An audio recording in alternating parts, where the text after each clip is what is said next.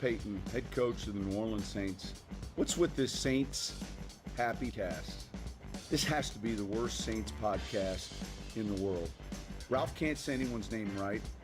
Andrew doesn't know football. Everyone has a hard time listening to Dave. And is Kevin even there tonight? The audio with this podcast, my God, the audio, it's painful. All right, everybody, welcome to another edition of Saints Happy Hour podcast.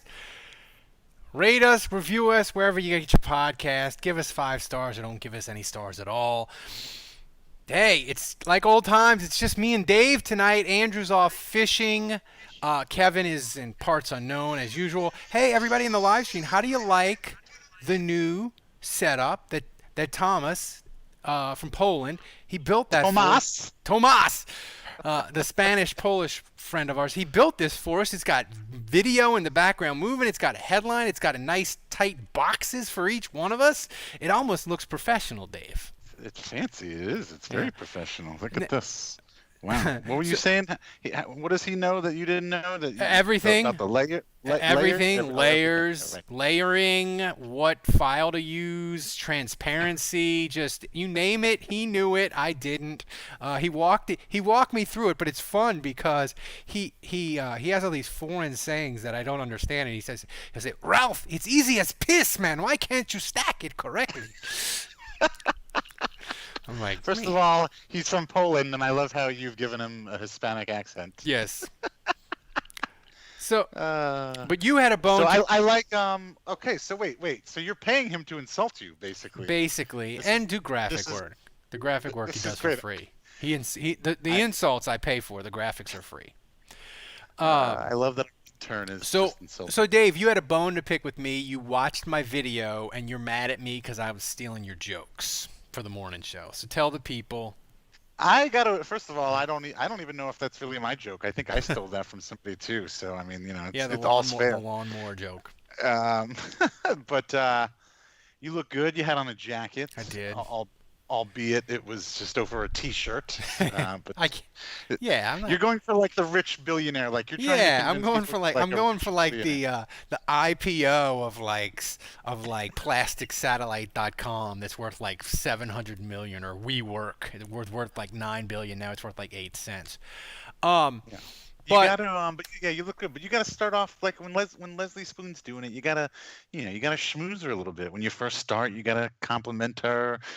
Tell her she looks nice. That morning or whatever. Come on. See, I'm not. I'm used to just locked into trying to insult Paulson. I don't know how to give out compliments. Yeah, of course, he wasn't there. He wasn't there to own me. Speaking of getting owned, the Saints lost 2 in a row. Home field, number 1 seed, dreams are dead. But I will say I'm not that upset of the loss.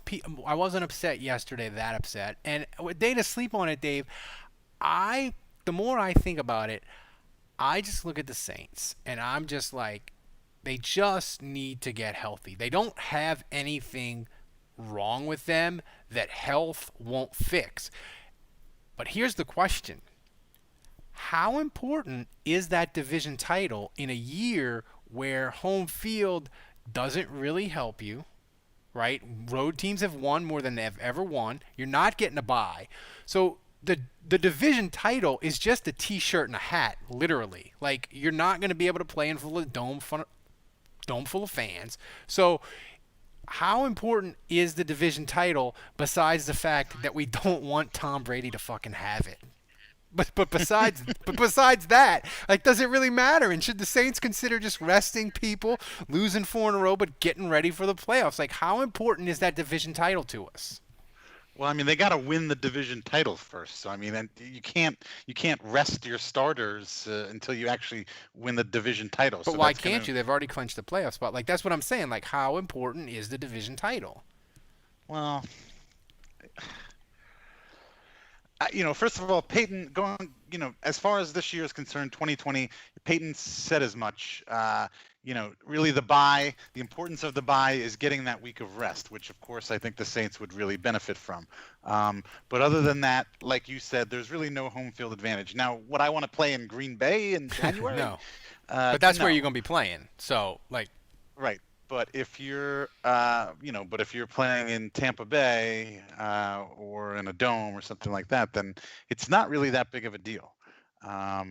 So it's definitely a valid question over, but you want the easier, you want the easier path well, to that's get the to thing. the NFC Championship, and the higher seed you have, then the lower seed You team want you're that. going to be playing. You want the two. If possible, you want that 2 seed because then you get to play 7, and that's either like Arizona or maybe the Bears.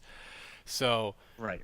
But that I mean, but this year, considering the NFC East, ideally, I think a lot of people want to play whoever the NFC East I don't know, man. The thing is, division winner is. I know it sounds crazy, but the Washington defensive line against the Saints offensive line, if the Saints offensive line isn't healthy, that is a bad matchup for the Saints. Washington, like, their offense is bad. I'm not going to pretend to say otherwise. And they had some more their good offensive people got hurt Sunday, so they may be even in worse shape. And look, they don't have their quarterback. Alex Smith is still hurt.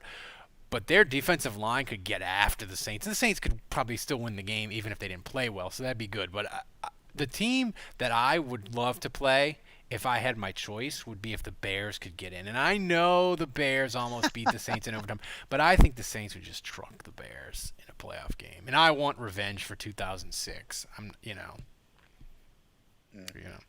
I'd rather have revenge on the Vikings for 2017 and 2019. Well, you'll get your chance Friday. You'll get your chance to get Christmas revenge.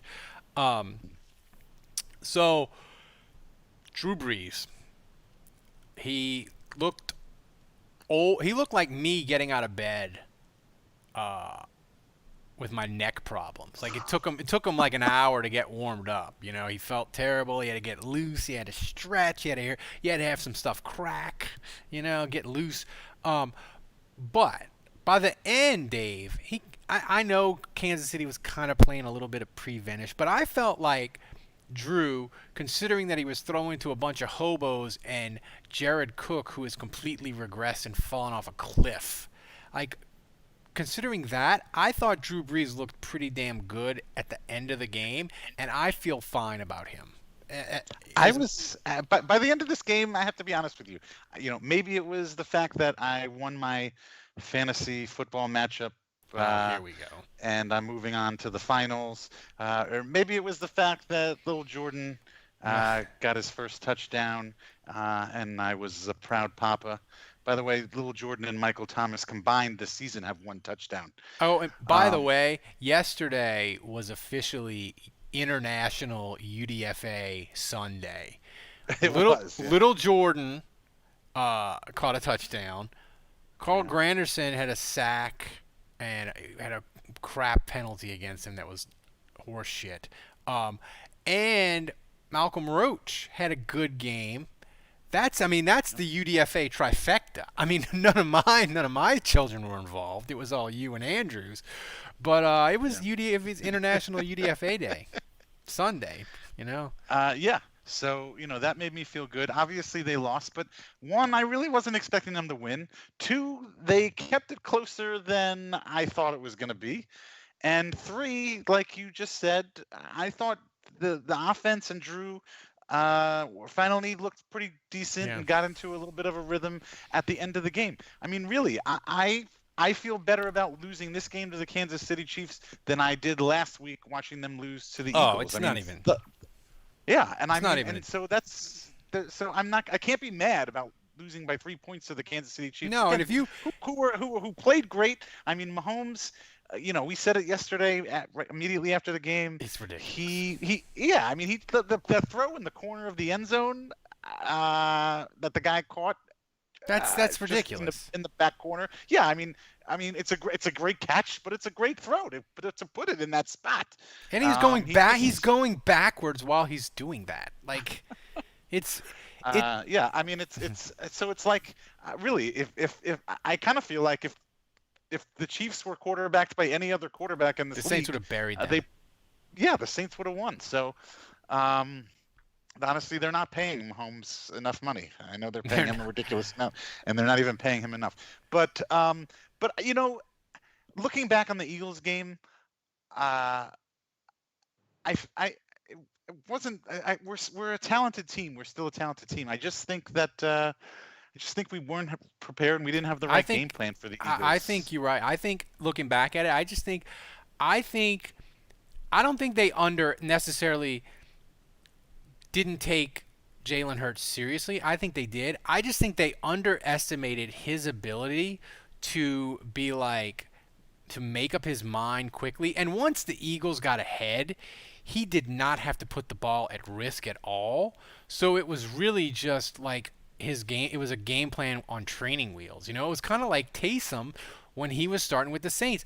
In those games where Taysom played, except for the Eagles game, the Saints were never behind. They were never really seriously threatened until the fourth quarter of the Falcons game, the second one.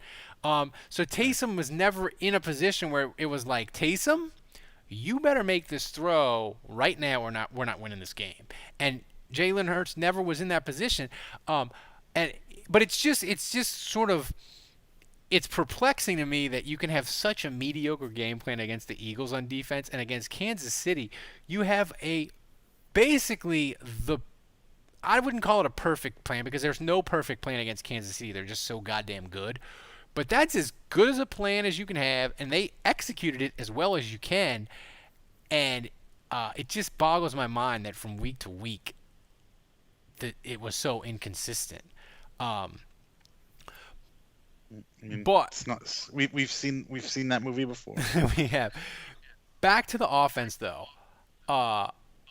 They need to fire off the breaking news siren about signing Kenny Stills, Dave, because I look at their receivers, and the thing is, the Saints receivers, they're so bad now, because it's basically Emmanuel Sanders and no one else that's even NFL quality. We love Little Jordan, but let's be real, he's not NFL quality.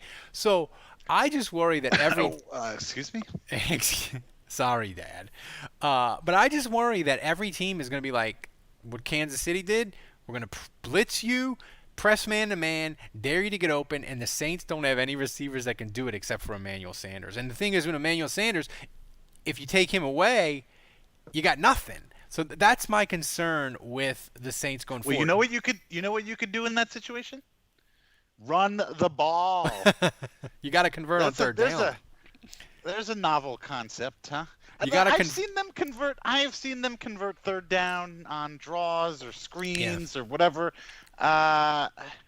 If you're not doing it through the air by passing the ball, you've got nothing to lose by trying to run the damn thing. No, I feel honored. Skooks has joined the chat, and he says #free Troutman. Hey, Skooks, I'm not even gonna argue with me. I meant to bring it up with Andrew on the Grades podcast today before Andrew went like Ernest Hemingway out fishing or whatever the hell he's doing tonight or tomorrow morning. I meant to bring it up with him. Like, Jared Cook, not only is he dropping passes, like you could see like Drew Brees was like cozying it up to him on the bench, like, dude, when they do this, you need to run this route and we need to be on the same page. And Jared Cook was just like not having it. Like I think if the Saints wanted to, Dave, if they were like, look, we're playing the rookie, like I have no problem with it because Jared, ever since that Tampa game where he was an absolute mess, he really hasn't bounced back from that in a consistent way. I'd like to see more of Troutman. I don't know whether he's he's the answer. I don't know if he's going to be the next Jimmy Graham or great tight end, but how about I just don't want to see Cook running bad routes and dropping balls anymore. How about that? Well, I guess that's fair enough. I would love to see Cook making game-winning touchdown catches. We've seen that before too. Yeah, we have, but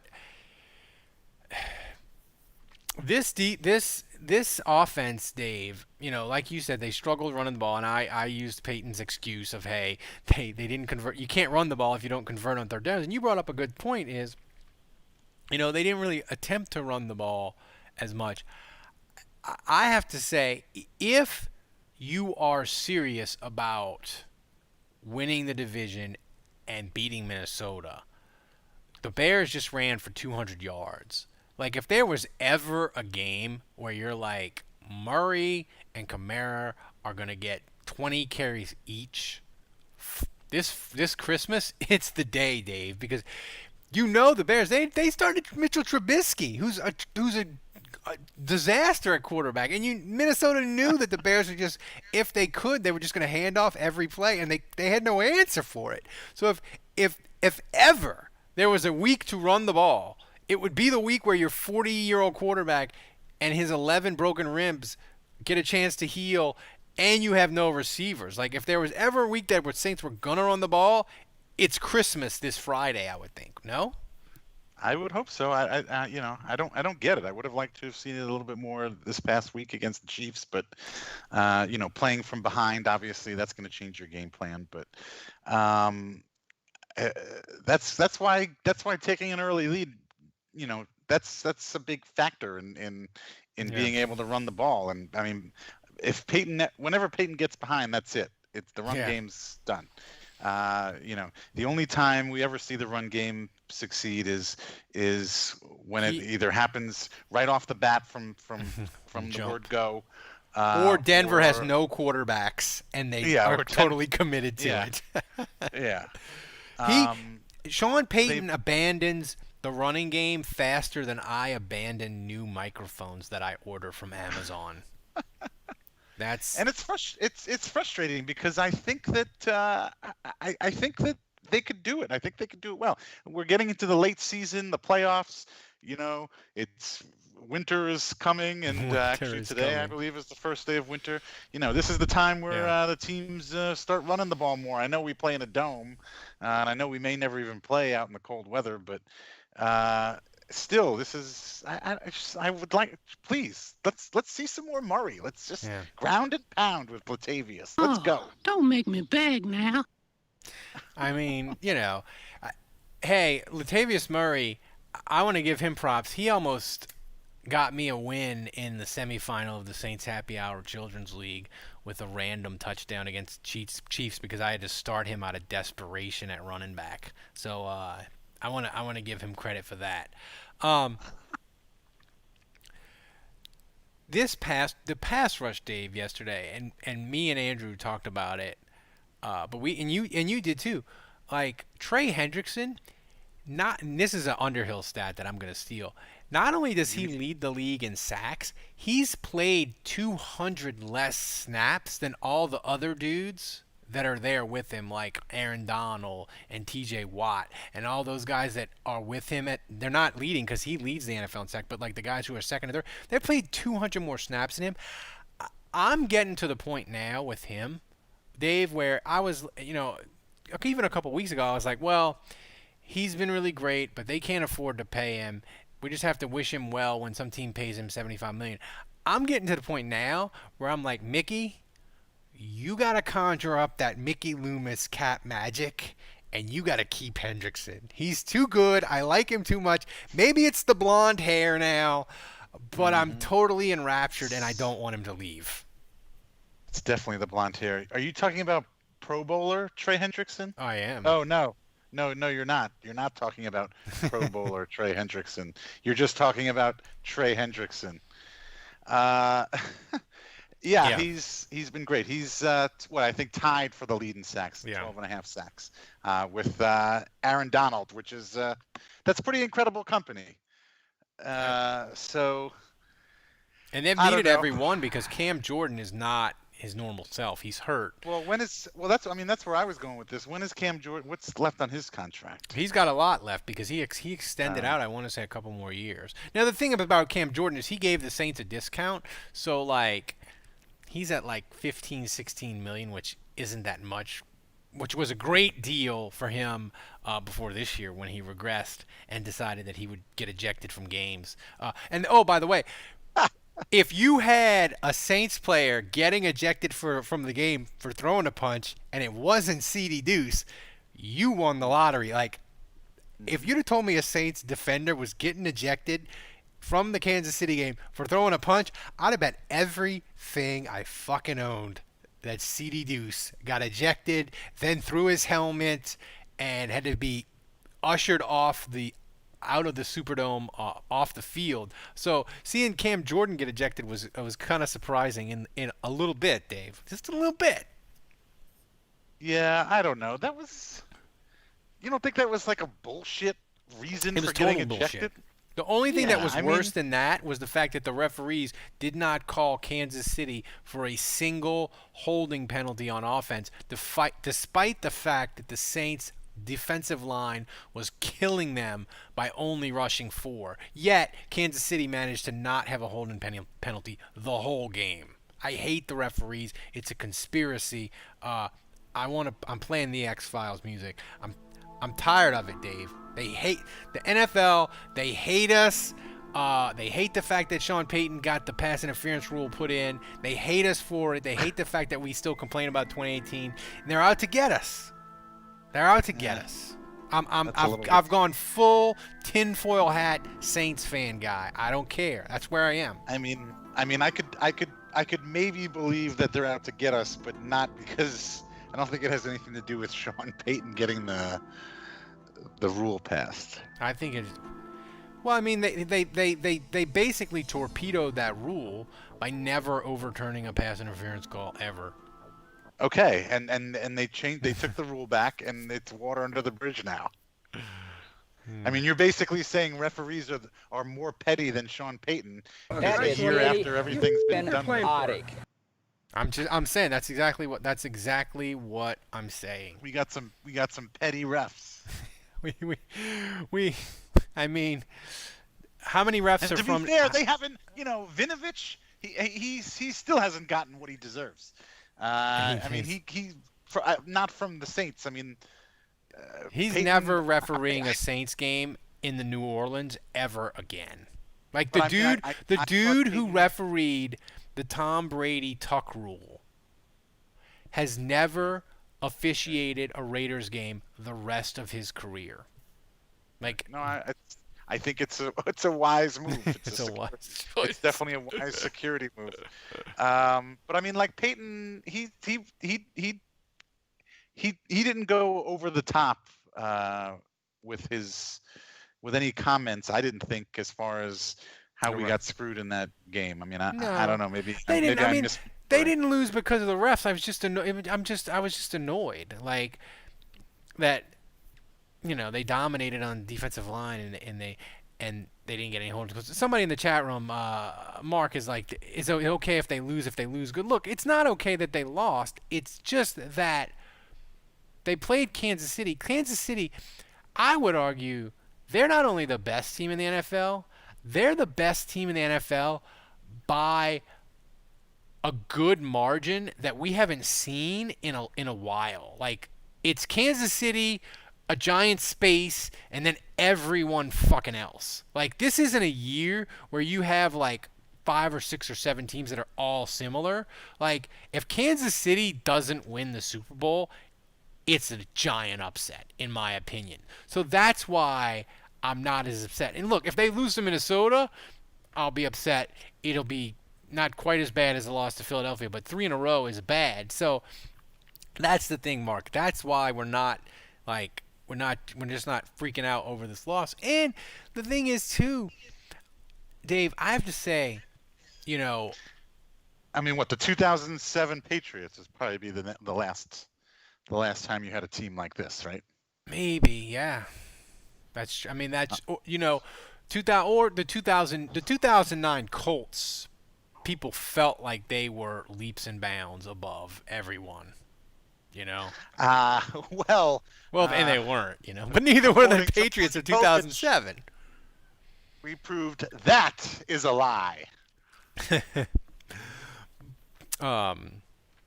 I lost my train of thought there, but as Cincinnati is just, they're only winning by 7. But the thing is with this Saints team, I know what I wanted to talk about, Dave. At the beginning of the year, the media, everybody said, "Oh, this secondary, they're amazing. It's gonna be the best secondary that Sean Payton's ever had," and they're making plays left and right against Drew. And the first month, they were a disaster. They were the most penalized team. They couldn't line up. They were busting coverages. Teams were running the bootleg against them, and just dudes were wide open. But I have to say, Dave, from where they were in September to where they were yesterday, it's as big a turnaround in season as I can remember one unit of a Saints team making. Like, that secondary, they were locking dudes down. I'm trying to think of different units of Saints past. Maybe I don't know. Can anybody in the chat and YouTube, can anybody tell us of a Saints unit that was horrible to start and finished up real good? I guess you could say the 2017 Saints defense, when they started 0-2, they finished up pretty strong. The offensive line when they benched Charles Brown. That's a good one. That's a good one kidding. That's a good one in 2013. It's the classic I've seen enough. Wait, what was I gonna say?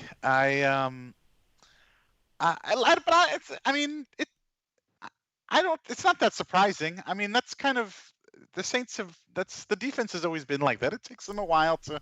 That happens in the game. It takes them a while to warm up a little bit in each individual game, and then it's also over the years. They've definitely gotten better later in the season as they've progressed. For sure. Oh yeah, that's another. The Saints, they start shitty in 2020. Like in their game, besides Tampa. Yes, sure. And maybe, I guess, the Denver game, kinda, they have started god awful. Like, I remember, they used to have these great starts. Now they start every week bad, and that's not good for playoffs. But but you can always trust them to. I think that you can always trust them to make the right adjustments.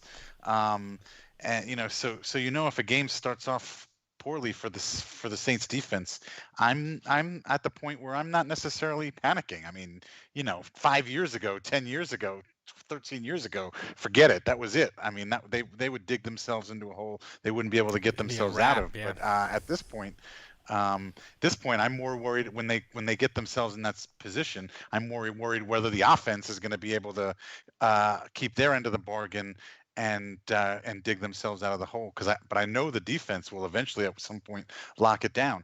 And I think we talk about going into we talk about playoffs and seeding and going into the playoffs, and Kansas City being a way better team than everybody else. I think that if the Saints are going to do anything, make any noise in the playoffs, I think it's going to come on the heels of the defense and them playing well. I think it's going to require the defense to really shut down opponents. I'm talking about keeping them to 14 points or less. Wow. Because I think the Saints are going to have some problems on offense and scoring points. They're going to be playing better defenses. I don't know if I can trust the offense to be putting up 28 30 points. And I think the defense is, unfortunately, they're not a defense that comes out every single week and plays great and locks it in. And that you can trust them when the playoffs come. You can trust them to play lockdown. You have no idea what defense you're going to get. But I do know that if you get them on a good day, they can really shut down an offense. And that's how I think that's the only way that they're going to really be successful in the playoffs. They're going to have to get hot on defense at the right time in January. I don't know. I can see the Saints. I could see a scenario where the Saints lose their last two, and every goddamn team in the NFC is like, we want the Saints, and they'll be like, they have to go to the Giants or go to the Redskins, and everybody picks them to lose in the upset. They're like, remember when they went to Seattle and lost to a team with a losing record? They're going to do it again. But they'll have Michael Thomas back, and their offensive problems it'll be like Michael Thomas will be the miracle cure. And it'll be like, wow, they went to Washington and curb stomped the Redskins because Michael Thomas was back, and he caught 13 passes for 135 yards and 2 touchdowns. Like, I worry about them to a certain extent, but I just know you get Michael Thomas back. You know, you get a little bit of health on offensive line. And, oh, by the way, Pete, I know people bag on him, and he got injured yesterday and he left, but he came back and he did fight through that ankle injury, which was pretty big because the Saints didn't have Nick Eason. So, I'm not ready to give up on the Saints. I still think there's a lot to play for. And look, if the Rams can lose at home to the Jets, Dave, anything's possible in the NFC playoffs. And oh, by the way, I know no one cares because this is a Saints podcast, but if you have any Jet friends, give them a virtual hug today. I have a couple of Jet friends. They were despondent over winning that football game yesterday. I had one friend, he told me it was the worst Jets experience of his entire life. Upsetting a playoff team. Yeah, upsetting a playoff team on their own. He said, Ralph, it's the worst Jets experience of my life. We were about to have a franchise-changing quarterback. All we had to do was go on the road and lose to a division-leading team, and we couldn't even do it. So, typical New York sports fan. Typical Jets. And I can say that because I'm a New York sports fan. And oh by the way, everybody, listen. Sign up annually for a Christmas special. You get 2 months free, and you get the booze bundle that will ship you out. So you should take advantage of that before that's going to end Christmas night after the Saints Vikings. You should take advantage of that. It's an awesome deal.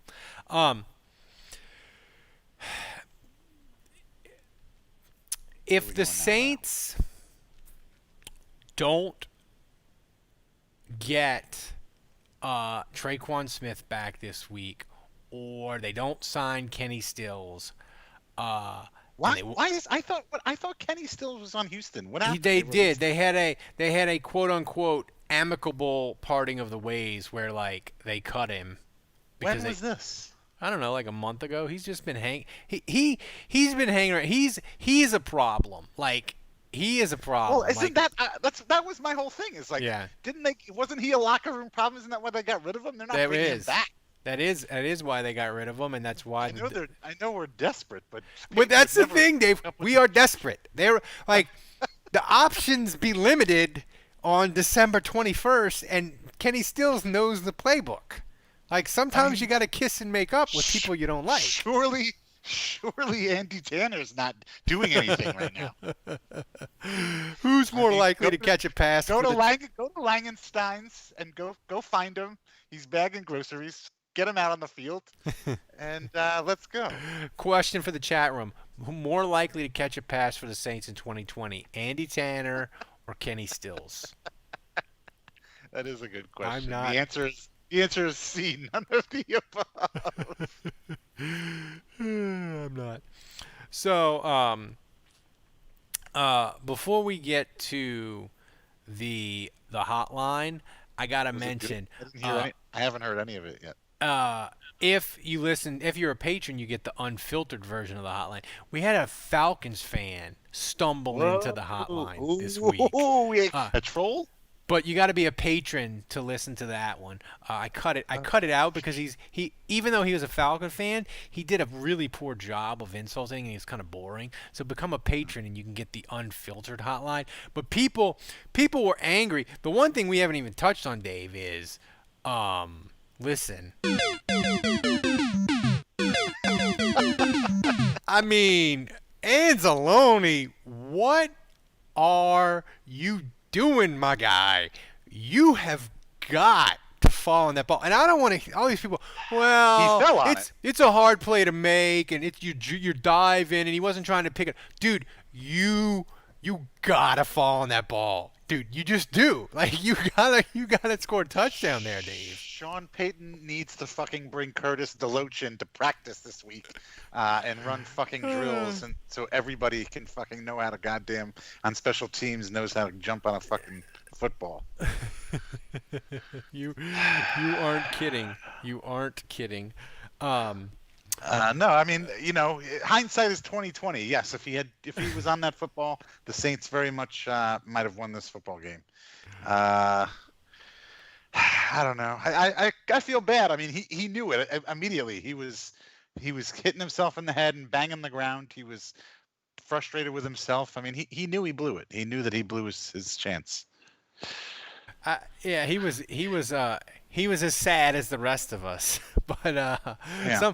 Unfortunately, he's the only one that gets paid to jump on. I know. So I forgot. I think it was Alfredo on Twitter tweeted me. He said you needed to play this soundbite. It was Luigi going, "Oh no, oh no," and I forgot to cut the sound. But somebody in the chat room says that I need to play the ER music because the Saints are so beat up.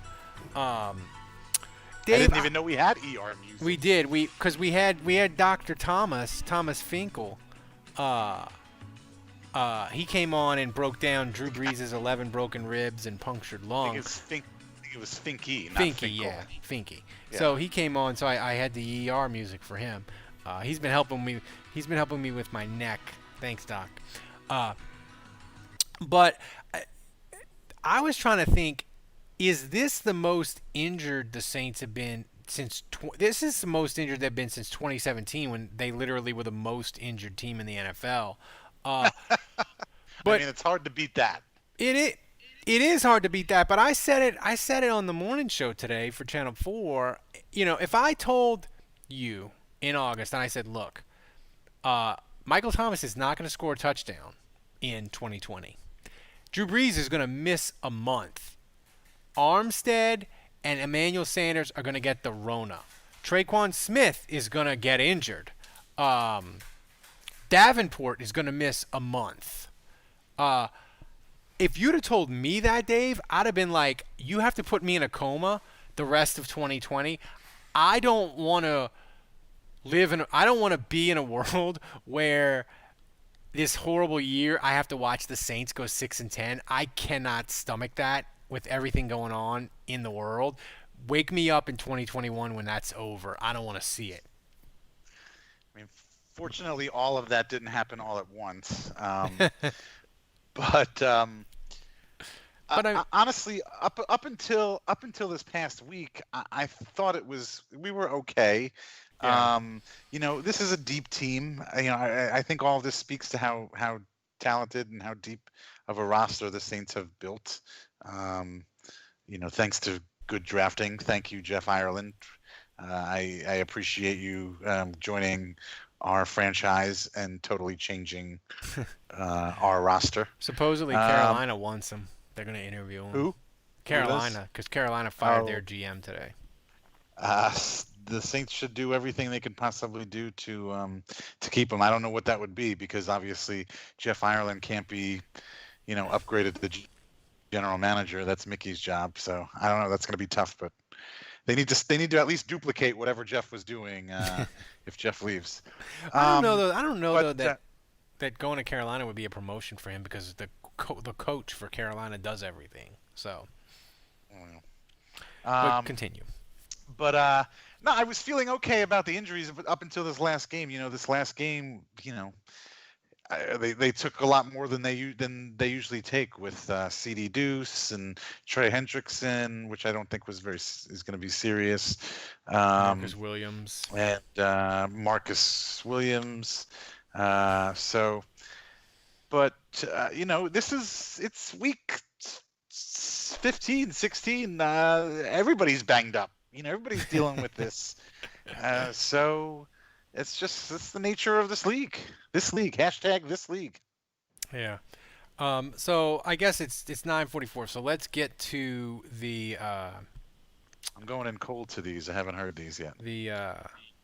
let me get to the no that what man did I not do did I oh there it is. Yeah, here's the the hotline for week 15 against the Kansas City Chiefs. It's time for this week's hottest takes from the Saints Happy Hour Hotline. I just want to conduct a search party for Sean Payton's balls because his ambush and flea flicker and challenge flag reigning days are over, and he's now the guy who bent over for Goodell and doesn't trust his future Hall of Fame quarterback to get 8 yards with the game on the line. As we've learned with anything in 2020, it's all just a bunch of horse shit. So fuck it. That's it. That's the voicemail. That's it. Play me on the show. Don't play me on the show. I don't give a fuck.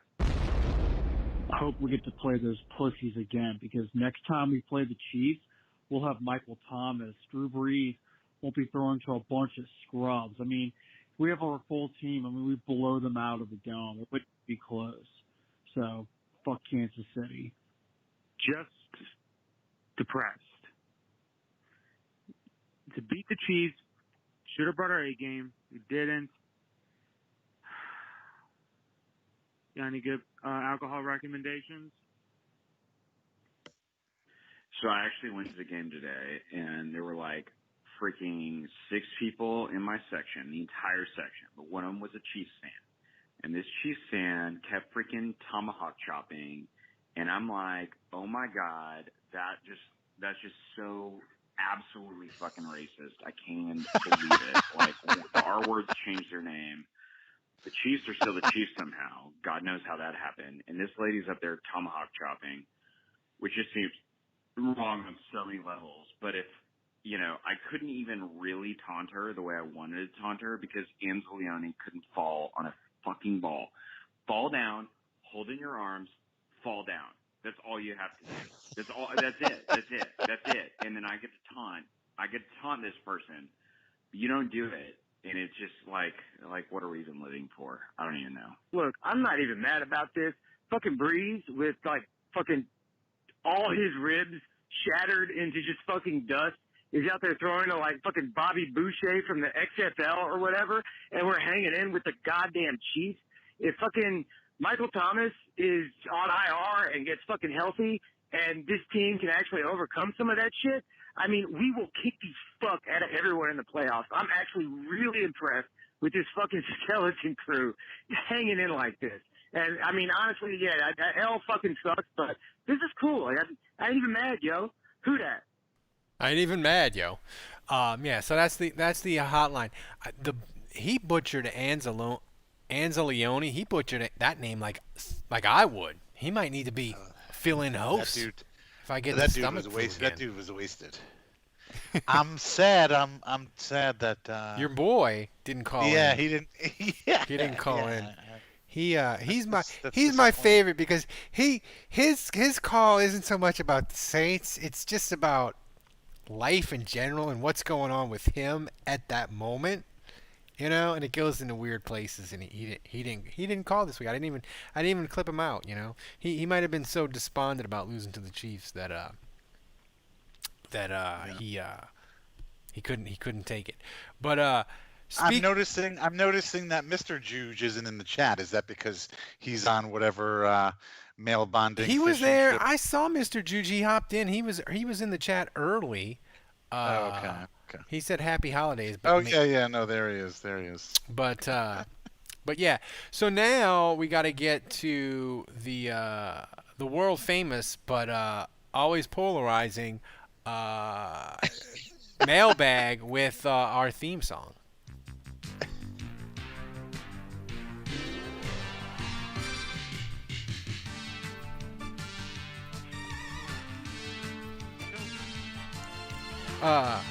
Polish Thomas, he's gonna make us custom backgrounds for each one of us.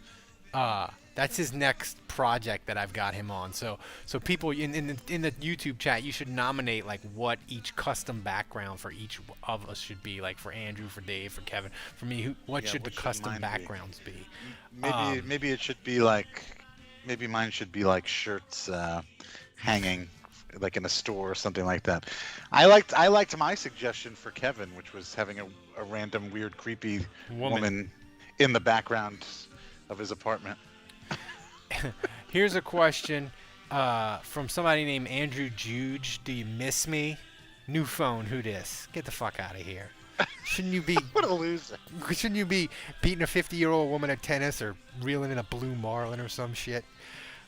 This is from Alfredo, Dave. What college football player do you want Santa to bring the Saints? What are the best alcoholic drinks to pair Christmas Day with family and Saints Vikings? Okay. Wow, this is a lot. This is a lot here. College player? I don't know. I have no idea yet. I'm not even thinking about that yet. Nobody from LSU. How about that? I want that quarterback from North Dakota Western State, Lance Ricks or whatever his name is.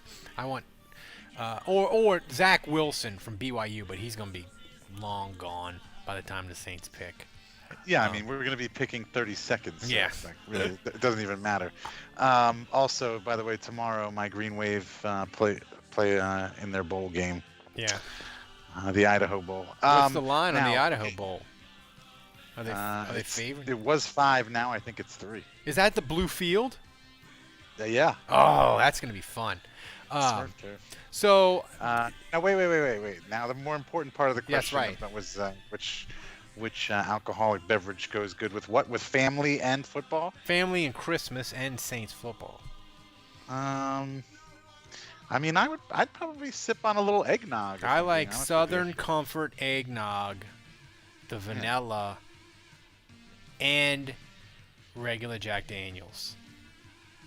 It's really good, Alfredo. Just buy the carton. It'll be like, it's like 5,000 calories. Just mix it in, have your own bowl, and just go to town. It's Christmas. Nobody can deny you anything on Christmas. Here's a good question from King of Shrewsbury. How is Jared Cook so big and useless? I don't know. Why is he so polarized? I mean, like, Jared Cook has made some big plays for the Saints. Jared Cook has come up big. The thing is for him though, his expectations for him. Why are his expectations so because high? At the end of last year he was wrecking people, and the expectations for him were very high. He's like almost as old as Drew. He's not that old, but I mean the thing is, Jared Cook, his basically year and a half with the Raiders and his year with the Saints last year, like that was the aberration. Like the Jared Cook you got this year that it can't catch and doesn't run the wrong routes and is kind of boneheaded, like that's him his whole career except for like this little bit of stretch of time with the Raiders and the Saints. So like big and useless Jared Cook that we're seeing now, like that's normal Jared Cook. Right. This is from Enriquez. It's is not like corn on the cob. Why do they call it corn on the cob? That's how it comes. That should just be corn. And it should be called corn off the cob when it comes in the can. Doesn't make sense. This is not an actual question from Enriquez, but he says, I'm here to post a reminder to play the sad and Saloni music. How did this thing... This is a question from Sammy. How did the Saints defense compare to other Chiefs opponents in terms of points per possession? I don't know that, Sammy, because that's too much stat nerds for me. But the Saints were the first team all year. Get out of here, nerd. Yeah, they were the first team all year to make the Chiefs punt 6 times. And at one point, Mahomes was under 50% completion. Like, you can't play better defense against the Chiefs than the Saints did. Like, I mean, I know basically the Saints were like, hey, Chiefs, go ahead and run the ball. We don't even care. In fact, that's what we want you to do. And it almost worked because the Saints didn't give up big plays. They just needed, they needed just a couple more, Dave. They just needed a couple more turnovers, you know. But the thing is, Mahomes, he did all his turnovers last week against the Dolphins, and the Dolphins wasted them. Okay, Dave, I did not know this existed, and I don't know what this is. You'll have to explain this to me.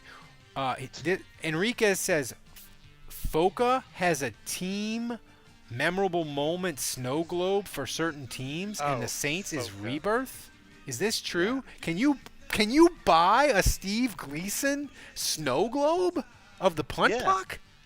Yeah. Oh my God! Does it have the call from Jim Henderson, like when you shake it, and does it play the call? Now that's some higher level thinking. I don't even know if it makes any sound. I think it might just be the snow globe itself. But I've seen that because I have an account with them through Campus Connection. So I mean, like, I get all the marketing emails, and I've definitely seen that before. Because somebody else maybe on Twitter asked if I could make a shirt that had like a snow globe on it, but it had the Shy Tuttle stiff arm. If you could have a snow globe, I think every team, but I think the deal is I think they did one for every NFL team, and each NFL team has like their one memorable play on it somehow. Yeah, if you could have a Saints snow globe and you wanted to have one memorable play, and it wasn't obviously Rebirth, what would it be? It would be when CD Deuce got slapped and his mouth guard pulled. I was trying to think of this question today. I think it would be the Buttception by Lattimore. That's the one I would want as a snow globe. That would make for a great snow globe. Would be him lying on the ground and the ball on his ass. Yeah. Like. Man. This is a good question. Who had the worst first season debut, Spags for the Saints or Pelini for LSU? That's a close call, Mr. Jones. I would say Spags was worse because Pelini's defense was bad, but it wasn't like historically bad in a lot of LSU categories. In fact, it actually fell ass backwards into turnovers and had a bunch of pick sixes and defensive scores. And we'll remember it for being bad, but like the 2012 Saints is like worst in the history of the NFL bad. So I got to go Spagnola. Here's a question from Chris, though. Yeah, wait. No, Go ahead. I totally agree with you, Ralph, but I think calling it their first seasons, I don't think their that's only grammatically season. I don't think it's grammatically correct. They didn't call World War I until they had the Second World War. It was originally called the Great War, so I don't think calling it their first season is correct. Yeah, that implies other seasons. I think he might have asked this question before Pelini got the old heave-ho from LSU, though. This is a question.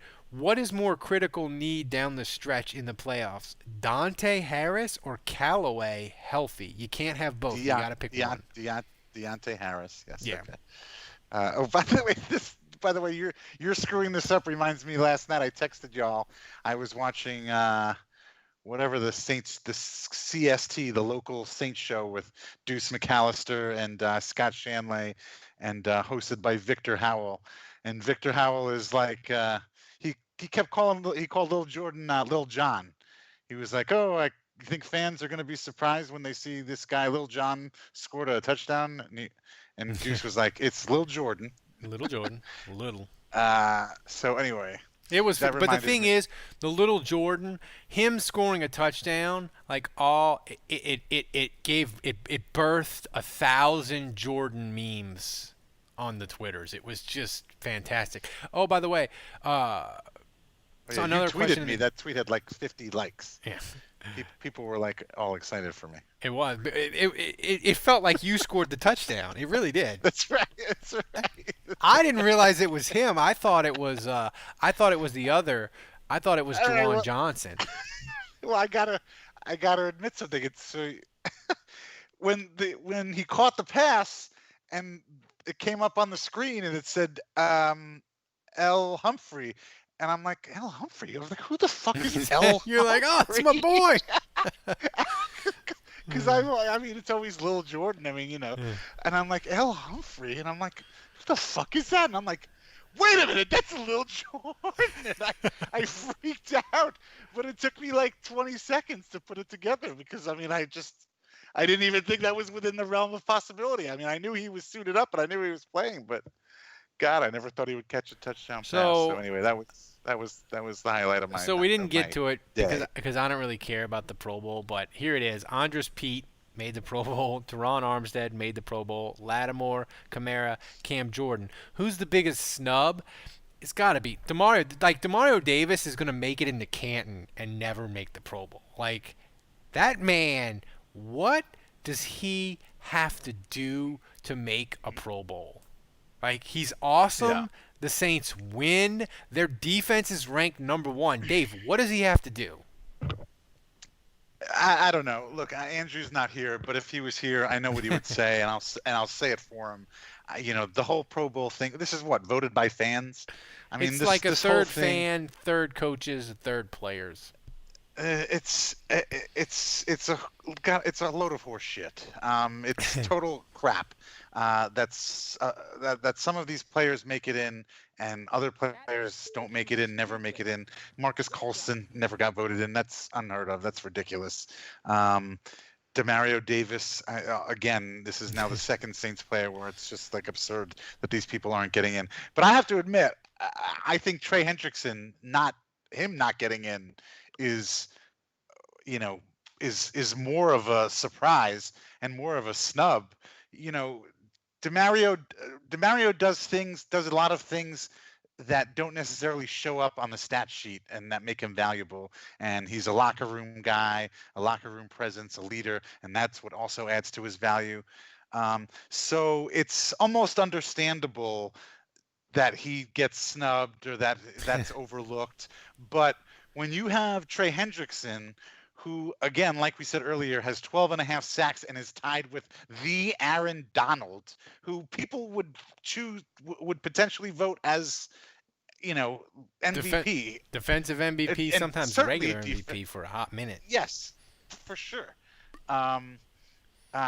Sacks is the gold standard of how everyone measures defense.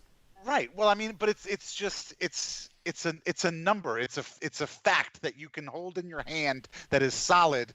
That you can say, yes, look, here's the number right here. He's right up here at the top of the list. You know, with Demario, you can't necessarily do that. But with Trey Hendrickson, you could say, he's got 12.5 sacks. He's tied with Aaron fucking Donald for the most sacks. How is he not in the Pro Bowl? It's a lot easier to say that. And that's what's surprising to me. I mean, the thing, sacks is basically to me, it's the equivalent of a defensive player scoring a touchdown. Basically, right? It's like you measure defensive ends and outside linebackers. Not that that's really right. I mean, not that there's not so much. No, there's other stuff, but that's how casual people and media judge it. The media. And for him to lead the league in sacks and not get voted in. And I understand that, like, the Pro Bowl, sometimes it takes you a year, but not anymore. And you know who's the worst offender of the Pro Bowl vote? It isn't the fans and it isn't the coach. It's the fucking players. Like, the players don't know dick because they don't watch the other games and they don't know. And I know, obviously, football players are better than us at playing football, but I would put a normal fan's knowledge of teams against any player because they just don't know. But it's infuriating because the Saints have the goddamn leader in NFL sacks and he didn't make the Pro Bowl. Well, you know what's crazy? This is a good story, actually, and this is a true story. Then whatever game that was when Hendrickson had like 3 sacks, and it was a Sunday night. Was it a Sunday night game? Yeah. Yeah. And I texted all my close buddies from New York. You know, we're still, since 8th grade, we're all best friends. And they're sports fans. Yeah. They're football fans for sure. And I texted them. I'm like, well, I guess you guys know who Trey Hendrickson is now. And they're like, who? Who? And then I am fairly positive I'm fairly positive that if I texted them right now, even 4 weeks later or whatever, I would, if I said, "Hey, you guys know who Trey Hendrickson is?" They would have no idea. They would have absolutely no idea. How is this possible? Why He's is the this? sexy dude with the bleach blonde hair. What? That's who it is. Is it just because nobody's talking? Is it just the media is not talking about him? Yeah. I don't know. I don't understand this. The national media doesn't talk about this. The national media, they can only hold two NFC South storylines in their head at the same time. So you got Drew Brees' broken ribs and Aaron turmoil Rodgers. in Tampa. And that's the two stories, and they can't hold the third story in their head, and that would be Trey Hendrickson leading the league in sacks.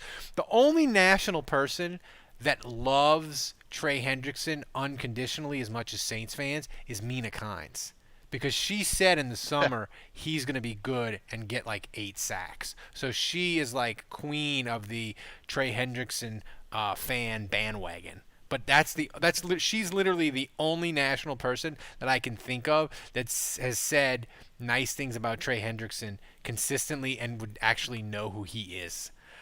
This is a good question from Balky Dave. Are our current healthy wide receivers hobos, bums, vagabonds, or vagrants? Well, let's break it down. I think they're grifters. Grifters, is that one? Drifter, like a hobo, like they don't travel on trains. I would say. Correct.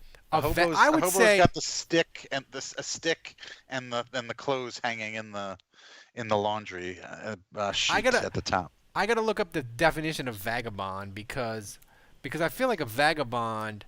What about a gutter punk? Yeah, a person who wanders from place to place without a home or a job. See, they have jobs. They're Saints wide receivers, so you can't be a vagabond. Okay, scratch that one off the list. This is good. What about, let's see, vagrant. Vagrant, an unexpected or inexplicable change. No, that's vagary. Let's see. I would say if I had to look at it, I would say they're not bums because look, Little Jordan caught a touchdown, so they're somewhere between. Andy Tanner would be a bum because he used to have a job and now he doesn't. I feel like a bum is somebody who lost his job. Yeah. Well, did Andy Tanner? He never really had a job though. A vagrant is a person without a settled home or regular work who wanders from place to place and lives by begging. That's Andy Tanner. That's Andy Tanner. See, I would say that because I would say like that's Andy Tanner. Yeah, like Andy Tanner was definitely a vagrant. Juwan Johnson might be. Tommy Lee Lewis. Somebody called Tommy Lee Lewis on Saints Twitter. They called him He's a vagrant too. They called him the Death Midget, which I thought was incredibly mean, but also the perfect nickname for that guy. I think it's Death Little Person. I think it's Death Little. I would say the Saints are they're hobos. I would say that's where when we break it down scientifically, I would say they're hobos. I love that. Like, of all the questions we get, this is the one we in the most effort. We give the most effort in the history of this podcast.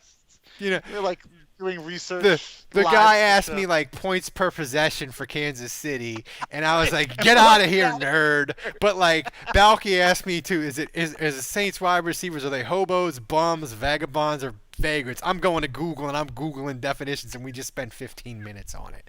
That's what makes this podcast special. That should let you know that if anybody. You need to isolate. This needs to be the audio that you isolate. And like, if anybody has never listened to our podcast, that should be what they listen to first, just so they know what they're getting into right off the bat. That clip. I have to get Thomas to clip this one. Time coded a minute 8, an hour 8. We broke down the. Write that down, Thomas. Like he's not listening right now. He should be listening and taking notes, actually. Yeah, he's asleep, man. In Poland, it's Poland. It's 4:30 in the morning. So on brand that our intern lives He's in Poland. Yeah.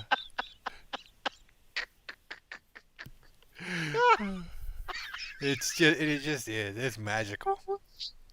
I thought it was spam when he sent me his resume. I really did. I was like, what is this? Somebody like a bot crawled the Twitters and was like, they're looking for work, and I'm gonna get Ralph's bank account numbers and personal information. He's thinking he's hiring, but he's not. So Dave, you would think that like we do all this stuff on purpose, like because we're like comedic masterminds. No, but this shit just comes. It just happens. It just happens. We have a talent for accidental comedy. It's a gift. It's a gift. This whole operation is just accidental Saints jokes and comedy. It just never ends. It never ends. All right. So the Saints are hosting the Minnesota Vikings Christmas Day, 3:30. Dave, I saw this line and I gasped.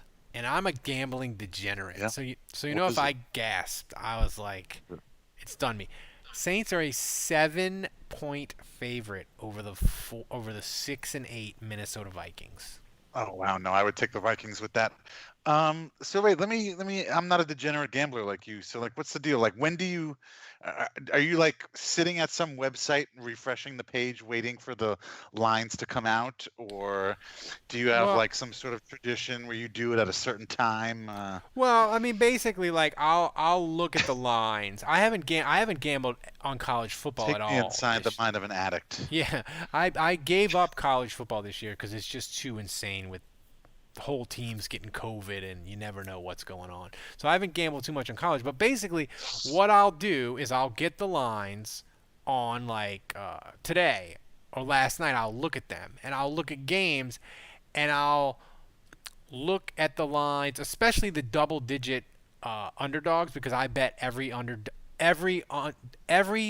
double-digit underdog. I bet them every team every week. So I'll look at the double-digit lines and I'll look and I'll see, like, do I want to wait, like on the Jets, right? Because that line might go up. So I know that I have to bet the Jets because that's I bet on every double-digit dog. So I might wait till the last possible time to bet the Jets because I think the line will go up.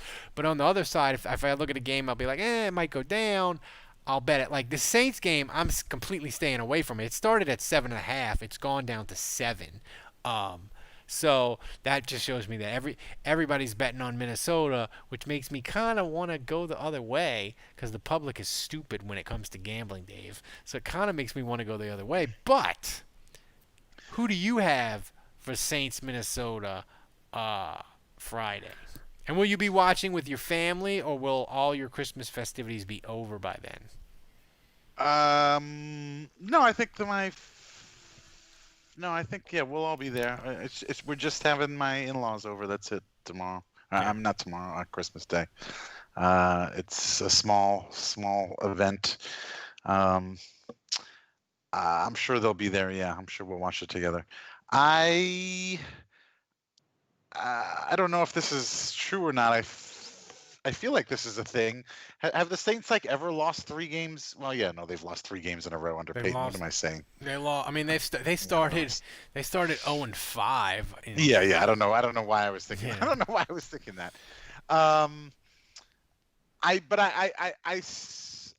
Minnesota is a decent team. They're kind of weird. I feel like sometimes they come out and they play really well. Kirk Cousins plays well. And then other times you're like, oh my God, these guys are a dumpster fire. But I mean, obviously they have a lot of weapons. They've got Thielen, they've got Cook. They got Justin Jefferson, former LSU player, yeah, who's going to be Rookie of the Year. I know now.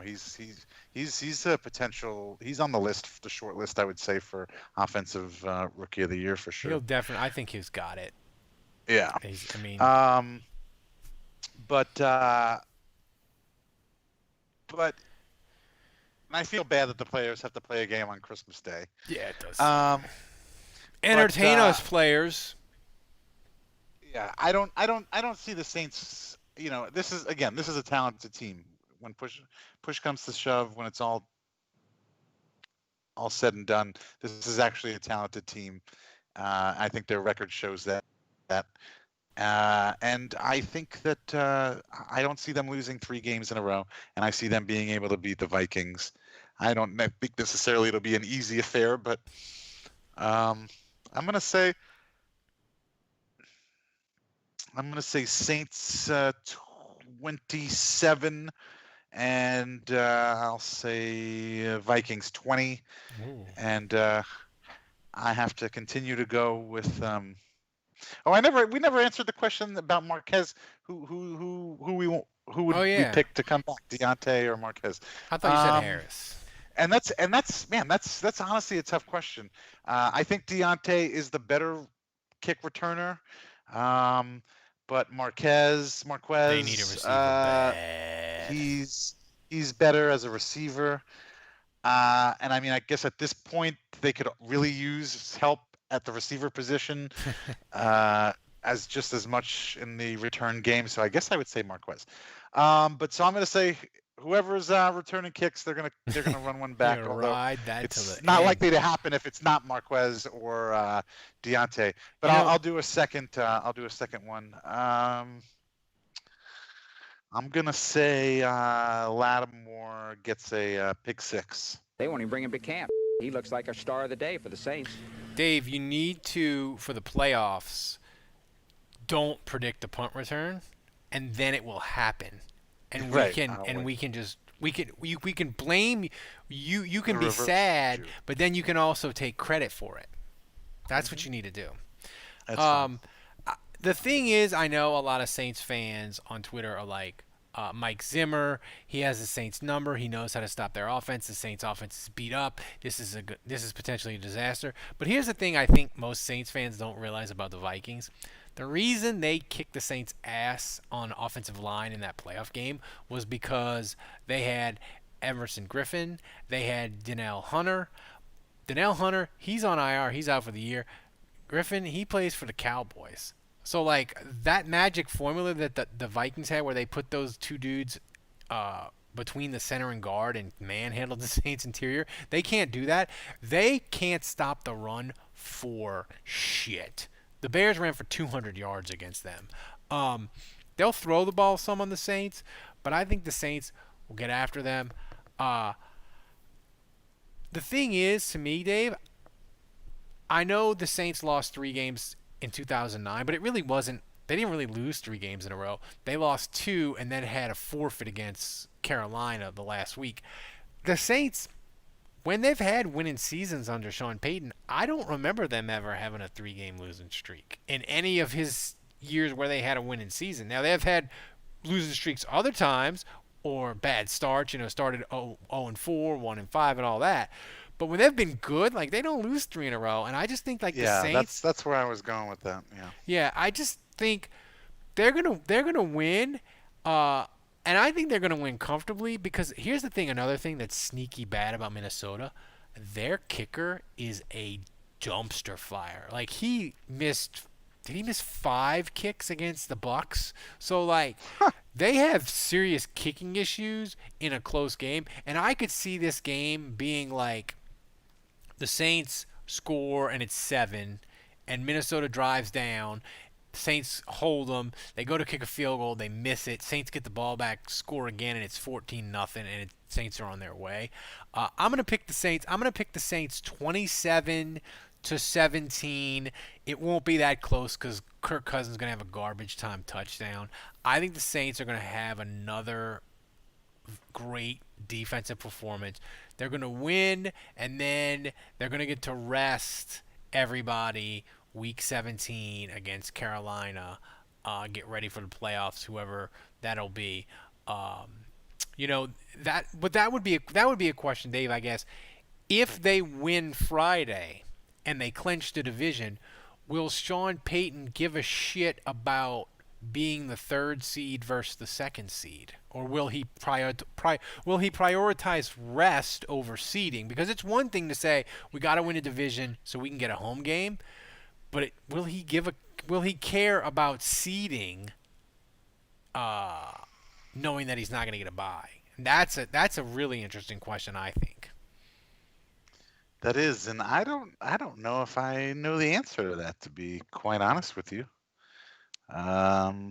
Because the thing is, if Seattle is the 2 seed, then you got to go to Seattle if you win the first game, and you got to play in the freaking rain and maybe the cold, and you don't want that. So like maybe you want to play it out and play hard in week 17 because you want to be the 2 seed, because you're like, look, if we're the 2 seed, we can have 2 home games before we go to Green Bay. So it's an interesting thought process that I hope they have to have, because I hope they beat Minnesota. But it'll be interesting. And I think Peyton's always going to go for the win. Is always going to go for getting, just being the best. The thing is, though, you got to remember, getting in the best position. Yeah, the thing you got to remember about Peyton is 20, and he's admitted this. 2013 has really shaped his feelings about what to do the last week of the year, because in 2013 they tried to do it halfway, because remember, if the Saints would have won and Atlanta would have lost, the Saints would have got a bye. And so the Saints were like scoreboard watching, and they played the starters, but then they pulled them. And no, I'm sorry, it was 2010 that happened. And they tried to do it, and the thing that happened in that game, they lost Malcolm Jenkins and Jimmy Graham in the third quarter against Tampa. So Sean Payton has kind of looked at it as like, either you go all out and try to win, or you rest everybody. Like you can't kind of go this half degree sort of way, because it bit us in the ass, and he always talks about that. So it'll be really interesting to see what they do. But guys, hey, have a happy holiday. If you travel or whatever you're doing, be safe. Try to survive this horrible fucking pandemic year with these holidays. And treat yourself or a family member to the Saints Happy Hour podcast. We had like 4 people today sign up for annual. They get 2 months free, and they get their booze bundle. It's amazing. You should do it. So, just saying. And saintshappyhourshop.com. Yes, right. Dave has some amazing freaking merchandise. I send people there all the time who are like, I want another shirt. I want more items with the logo and stuff. Can I get it? I'm like, go to saintshappyhourshop.com. And if you're a patron, you get a discount. We don't tell you the discount on the show. You got to be a patron. But if you're a patron, we send you the little surprise. You get a nice little discount. So for Dave, for Kevin and Andrew, who are MIA, I'm Ralph. Until next time, the bar is closed. Merry Christmas, everybody.